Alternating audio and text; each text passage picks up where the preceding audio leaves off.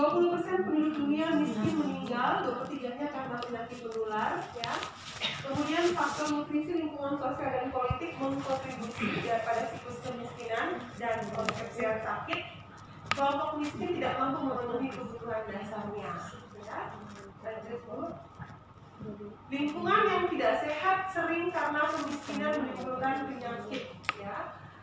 Lebih dari 1 miliar penduduk dunia di negara berkembang hidup tanpa tempat tinggal yang layak. Peningkatan urbanisasi menimbulkan kepadatan penduduk dan diperparah dengan tingkat pengetahuan yang rendah. Oke, lanjut Bu. Ya, nah 600 juta anak hidup dalam kemiskinan dan tidur dalam kondisi lapar. Saya tidak lagi berbicara tentang anak. Saya berbicara anak yang sehat namun punya potensi jatuh pada penyalahgunaan nafsa yang disebabkan bukan dari faktor internalnya. Ya, jadi coba kita bahas. Karena pasti di lingkungan masyarakat Bapak dan Ibu tidak semua anak dan remaja yang punya inisiatif menggunakan nafsa, ya. 1,4 juta anak berusia di bawah 15 tahun sudah terdiagnosis menderita HIV atau AIDS, ya. Lanjut dulu, ya. Kemudian tadi di data sebelumnya juga sekian persen itu anak itu sudah hidup di daerah pabrik atau pertambangan atau perburuhan, ya. Kenapa? Karena faktor kemiskinan, ya. Atau pada masa pandemi dia belajar dari rumah, ya, itu juga punya potensi dia masuk ke situ. Kemudian dampaknya tumbuh kembangnya terhambat sampai pada adanya penggunaan nafsa. Kenapa Bu? Orang, ya, dia pandemi belajar dari rumah, tapi dia punya potensi yang kuat untuk menggunakan nafsa, bahkan sampai merokok. Kenapa? Jenuh? Terus? Jenuh? Karena apa? Yang digunakan sekarang daring, ya, menggunakan media komunikasi teknologi yang sangat canggih, yang semua akses bisa, ya, didapatkan secara mudah, ya. Dapatkan secara mudah, jadi dia punya banyak informasi bagaimana cara memuaskan dirinya untuk tetap nyaman ada di rumah. Apalagi kalau ketersediaan rokok, minuman keras, punya bapaknya, punya kakaknya, punya omnya ada di kolong rumah atau di kolong tempat tidur atau di atas tempat lemari dan sebagainya. Akses ke situ akan lebih mudah, maka daya untuk mencoba itu ada dan sangat besar, ya. Oke. Ini adalah pengertian nafsa, ya, Bapak dan Ibu sudah sangat tahu.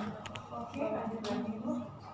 Nah, permasalahan penggunaan narkoba di Indonesia adalah lebih dari 4,9 juta dan lebih banyak menggunakan yang jenis ganja. Ya. Dan dari hasil riset, yang paling banyak menggunakan narkoba adalah mereka yang berpendidikan sekolah dasar. Ya. Terus, nah, yang mendorong apa? Kenapa mereka menggunakan nafsa? Ya, ada motivasi penyalahgunaan zat narkotika berhubungan dengan keadaan individu atau motivasi individual mengenai aspek fisik, emosional, mental, intelektual, dan tingkat personal. Nanti kalau kurang jelas bisa ditanya, ya. Oke. Mengapa remaja rentan menggunakan nafsa? Satu, tidak lepas dari konsep psikososialnya. Tugas perkembangan remaja adalah mencari identitas diri, pencarian jati diri. Kalau didapatkan di rumah dengan dukungan keluarga yang kondusif, maka bagus hasilnya. Tapi kalau dari rumah kurang perhatian, kurang dukungan, maka dia akan mencari di pergaulannya, ya. Nah, untuk lingkungan yang didapatkan adalah kondusif. Kalau tidak, berarti dia akan lebih berpotensi untuk jatuh ke itu, ya. Kemudian lanjut Bu. Ya, ini adalah dampak psikososialnya ketika dia menggunakan nafsa, ya, menjadi malas belajar, mudah tersinggung, sulit berkonsentrasi, tidak mampu mengurus diri, kecenderungan berbohong, kurang bertanggung jawab dalam memegang aktivitas ataupun peran, gangguan dalam hubungan bersama keluarga, guru dan teman, serta lingkungan sosial, cenderung menghindari berkomunikasi dan cenderung melakukan tindakan kekerasan sampai jatuh pada kondisi depresi. Ya, coba nanti introspeksi anak-anaknya. Kalau sudah berada pada perubahan sikap seperti ini, ya, kemungkinan bisa ditanya, kamu pernah minum apa, di mana, dan sebagainya, sejak kapan, ya. Oke, lanjut Bu. Ya, nah, kemudian kalau dikaitkan antara nafsa dan kode GJ, hubungannya di mana, Bapak dan Ibu? Ya, sebenarnya menggunakan nafsa itu, ya, terutama yang alkohol, ya, kalau masih kurang dari batas toleransi, dia belum ada intoksikasi. Ya. Nah, yang perempuan, kalau dia kurang dari 4 sloki, tahu Pak 4 sloki Pak? Yang kecil itu, Bapak tidak tahu semua Pak. Pak Burhan tahu kah? Tahu. Ya, tahu. Pak Burhan saja tahu. Ya, jadi 4 nih. Per 1 kesempatan. Tuh. 2, 3, 1 kesempatan ya. 4. Kalau dia kurang dari 4, dia masih dalam batas yang normal. Tapi kalau lebih, dia punya intoksikasi, langsung menembus SSP ya. Nah, begitupun dengan laki-laki ya. Lebih dari 7 sloki per kesempatan. Sloki saja kecil ya, tapi kalau dia minum segelas, berarti berapa sloki itu Bapak? Iya, bersloki-sloki. Terus kalau dia 2 gelas ya, berarti sudah mencapai intoksikasi. Nah, apa hubungannya? Ada efek halusinogen dari nafsa tadi atau alkohol tadi, sehingga dia memunculkan adanya tanda gejala halusinasi, bahkan sampai pada gangguan proses pikir, menimbulkan respon apa? Perilaku kekerasan. Itulah relevansi ya. Nah, kemudian 1/5 penduduk dunia usia muda menderita gangguan jiwa ringan hingga berat ya. Dunia usia muda berarti anak, remaja, dan dewasa muda ya. Oke, lanjut Bu. Nah, mitos yang beredar di masyarakat tentang gangguan jiwa adalah tidak akan pernah sembuh. Ini benar atau salah? Kenapa salah? Tidak pernah sembuh gangguan jiwa itu. Benar atau salah? Salah. Benar, oke, benar. Benar, Pak? Siapa yang salah? Siapa yang benar? Nah, ini ada ya kasih. Salah. Salah. Salah. Kenapa? Karena ada beberapa pasien yang gangguan jiwa itu sekarang dia sudah dalam kondisi baik-baik dan normal. Baik, terima kasih ya. Tidak akan pernah sembuh ya, perlu di garis bawah ya. Pendapat Pak Burhan adalah salah. Ada kok yang sembuh, tanda petik ya. Pasien masalah gangguan jiwa itu sama dengan mereka yang punya hipertensi, punya penyakit gula. Akan kambuh jika tidak konsumsi obat, stres, pola hidup, diet, olahraga. Sama, jiwa pun begitu. Tanda petik sembuh, tapi tidak berhenti minum obat. Nah, kapan Bu dia bisa berhenti? Ada Bapak Ibu nanti ya. Mungkin Dokter Isam sudah singgung tuh ya. Ada itu apa ya? Apa Bu? Grafik minum obat 2 minggu. Iya. 2 minggunya lepas dulu stop ya. Nanti baru ya. Tapi itu semua kembali pada kerjasama pasien, keluarga dan dokter ya. Kalau jujur dengan dokter ya, pasiennya jujur, keluarganya jujur, rutin berobat, pasti dokter akan mampu untuk mengontrol dia punya itu. Tapi kalau tidak jujur, datangnya sekali-sekali, kemudian mau sampai kapan juga tidak dapat ya. Oke, yang berikut Bu. Ya, kemudian Selain itu juga ada stigma, ya. Stigma ini tidak hanya muncul dari masyarakat, petugas kesehatan pun, ya. Bapak Ibu juga hari ini kalau bertemu dengan jiwa, kamu dari mana? Latihan apa? Jiwa. Oh, pasti kau jadi pasien gangguan jiwa sini, kau ketawa-ketawa sendiri, ya. Saya pun begitu. Ambil sekolah spesialis, kau juga pasti. Pantas kalau marah-marah kami itu begini, pasti engkau memang sudah mendarah dagingnya. Itu stigma, Pak. Ya. Stigma bukan dari orang yang tidak berpendidikan, dari petugas kesehatan yang paham tentang gangguan jiwa pun pintar sekali membuat stigma. Ya. Kemudian masalah sikap, menghakimi.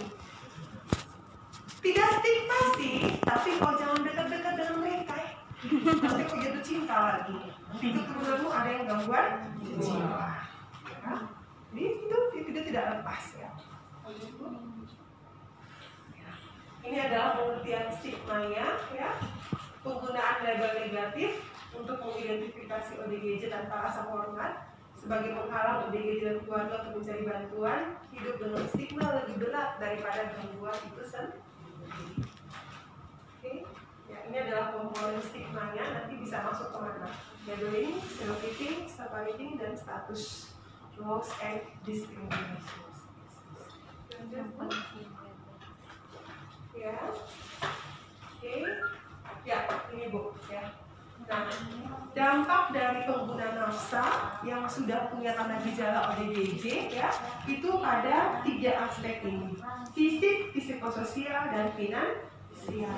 Ya, dari fisik dia punya prognosis kematian prematur. Ya, kematian lebih cepat, ya. Kelemahan daya tahan tubuh, ya. Bapak Ibu, walaupun Bapak Ibu secara fisik sehat, tapi kalau stres, ya, itu imun Bapak Ibu akan turun, ya, karena ada keterkaitan di situ, ya. Jadi jangan stres Bapak Ibu, lebih baik sakit ketahuan, stres tidak ketahuan, ya, itu pelan-pelan dia akan menggerogoti sistem imun Bapak dan Ibu, ya. Lanjut Bu. Nah, ini adalah peran perawatnya. Oke. Ya, perawat jiwa, ya, ataupun dokter jiwa, target pelayanannya tidak boleh hanya pada remaja atau anak yang sehat saja, yang sakit, ya, tapi juga pada kelompok risiko ataupun pada kelompok yang sehat. Kalau kelompok risiko pada anak dan remaja yang mana? Kelompok risiko. Anak dari keluarga yang iya, atau iya. Kalau yang sehat berarti semua, ya.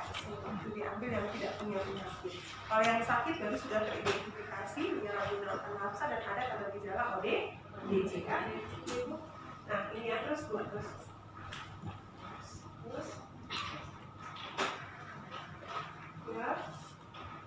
Ya, itu adalah gambarannya, ya, Bapak Ibu. Nah, yang merah itu adalah rumah sakit, ya. Sedangkan yang hijau itu di komunitas di masyarakat tempat Bapak dan Ibu bekerja, ya. Kemudian yang kuning itu ada di keluarga, ya, kelompok risiko tadi yang sudah dijelaskan tadi dari broken home dan sebagainya. Kemudian Bu, ya, iya. Nah, sabar Bu, sabar. Jadi biayanya akan lebih berat jika dia sudah sampai pada titik yang merah, ya. Jadi usahakan dari yang sehat tetap sehat, yang risiko tadi untuk kembali menjadi sehat, ya. Itu tugas Bapak dan Ibu. Apa saja bentuknya Bapak Ibu, biar yang risiko itu tetap atau bisa kembali sehat. Karena dia belum sakit, belum bisa Bapak Ibu rujuk ke rumah sakit jiwa atau ke psikiater. Apa yang bisa Bapak Ibu lakukan di masyarakat, perkesmasnya Bapak Ibu?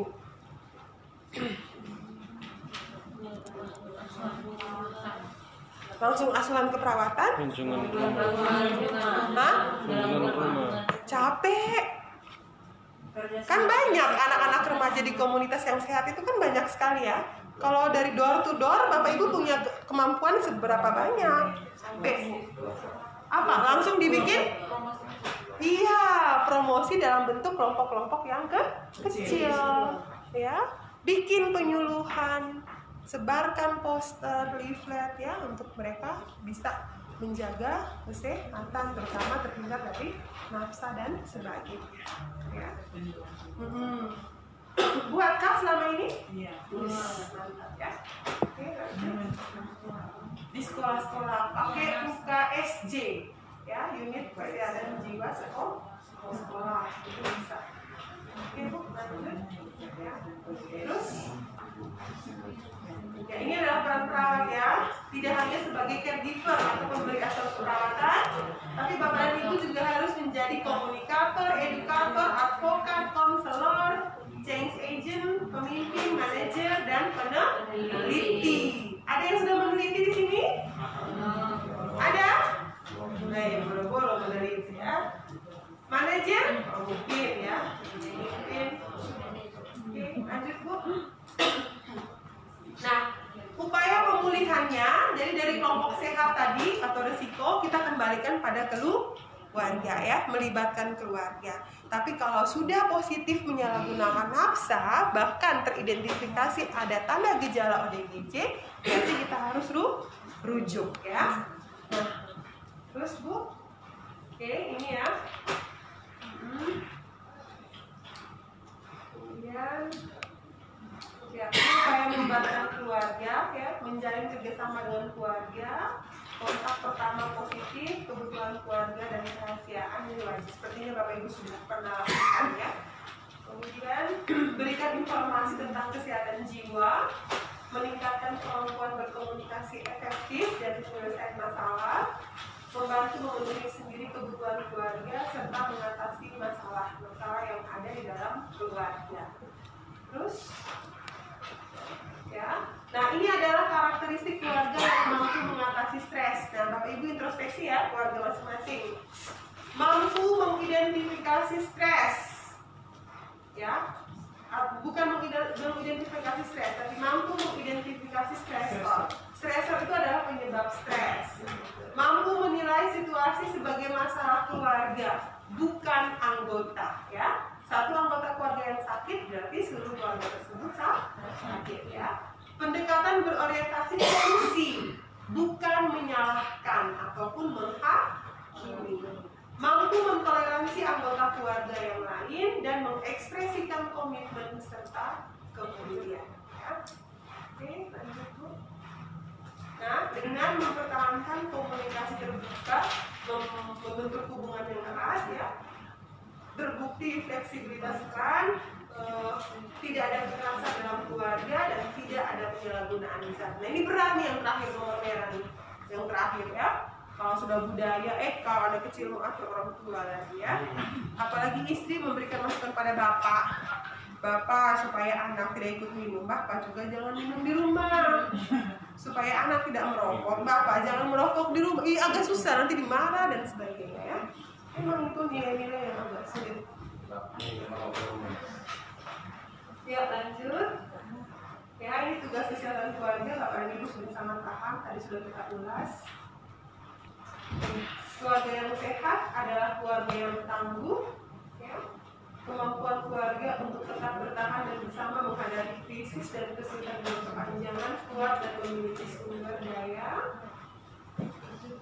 Nah, kunci ketangguhan keluarga harus punya sistem keyakinan, punya sumber organisasi, dan punya proses komunikasi. Ya.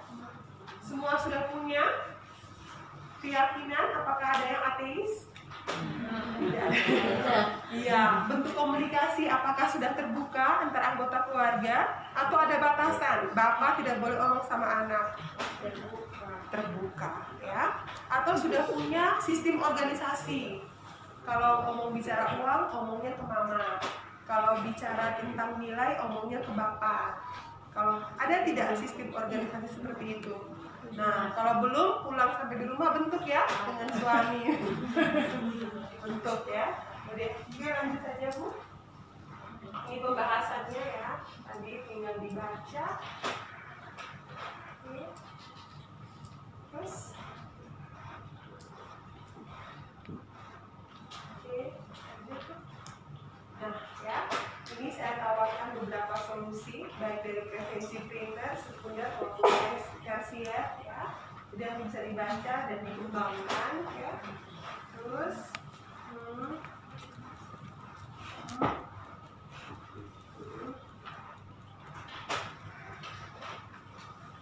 ya, ini kalau solusi primer, sekunder dan tersier itu apabila anak dan remajanya sudah positif nafsa ya.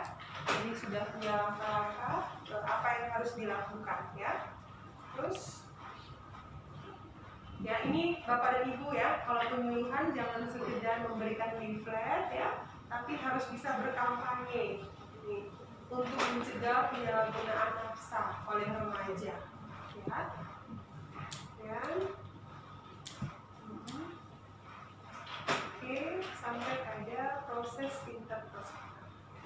Ya, selesai untuk materi ini ya. Capek kah?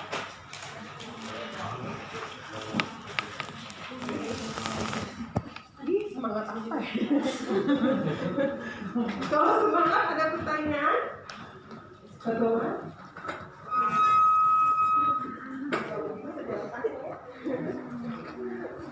Baik, yang saya mau tanyakan ada, ini saya punya teman. Waktu itu saya juga mau bilang dia ini